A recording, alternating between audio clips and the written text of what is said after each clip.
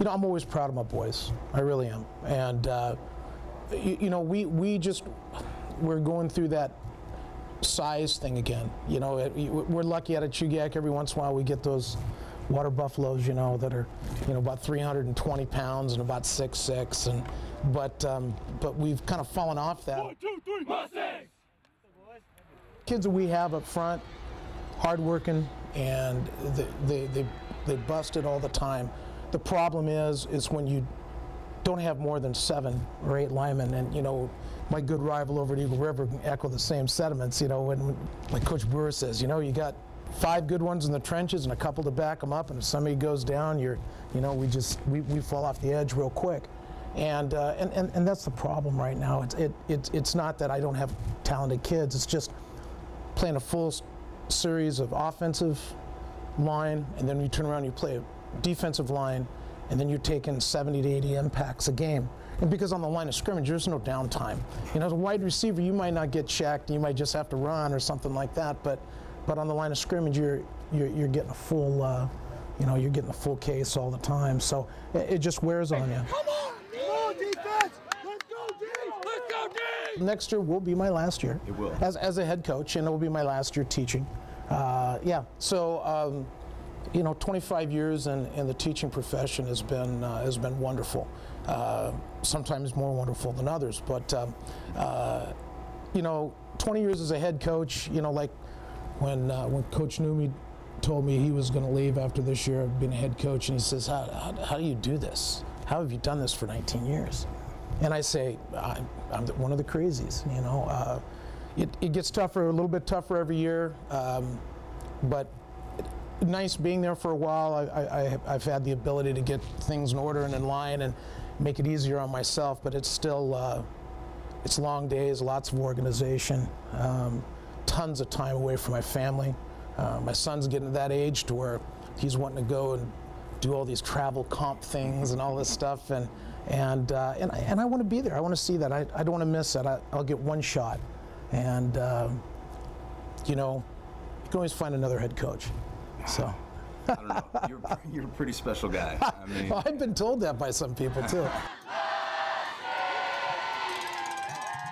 Being across the river means all the difference. Right. It really does, and there's that sense and that pride that we have out there of our community, and that we still believe it's Mustang country out there.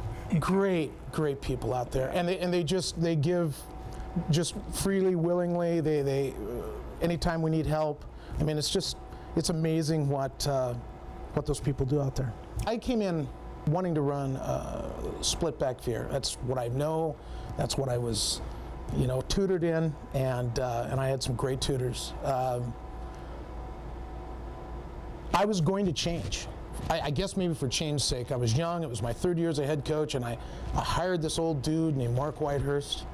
And Mark Whitehurst said the one thing to me that I've stayed with my whole time.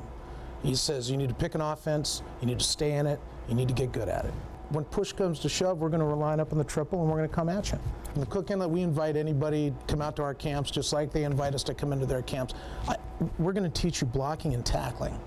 And we're going to teach you how to run downhill. You know, we don't have, like, you know, what Tim's got going at West and Numi had going up there at Service. I mean, those guys have more hand signals than, I mean, my gosh, doing the Tanoa Bowl practice, I sit there and sometimes giggle going, holy smokes, you know, I call a number off a card, and most of the time it's the same number 15 times. But the whole essence is blocking and tackling and teaching fundamentals. I don't care what you're running on defense, you're going to teach kids how to tackle. You're going to teach kids how to come off the ball. You're going to teach kids how to rally to the ball. You're going to teach DBs primarily the same way. Yeah, you may have a different linebacker scheme, but they still need to know what their drop reads are and what they do when people are coming that direction. So, I mean, it all boils down to fundamentals of the game. And then I think what happens is you get into more design specific. You know, well, we're running spread. Okay, you're running spread, we got certain things that we need to do out of the spread look. And so if you're running wishbone, hey, I tell you what, 15 minutes a day, you better look on running the option. Right. You know, you best know how to have a mesh read.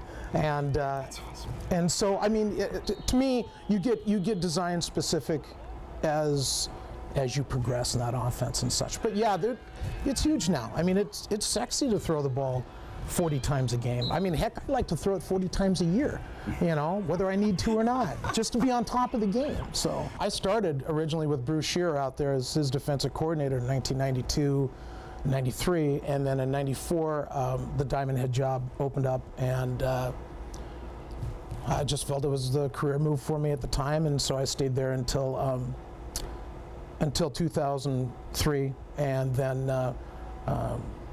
the opportunity opened up at Chugiak, and that's where I wanted to retire at, back at Chugiak again. So, great place, great community, nice facilities. You know, it's as far as Alaska goes, I think it's one of the 2 or 3 dream jobs in Alaska. It's a great place to coach.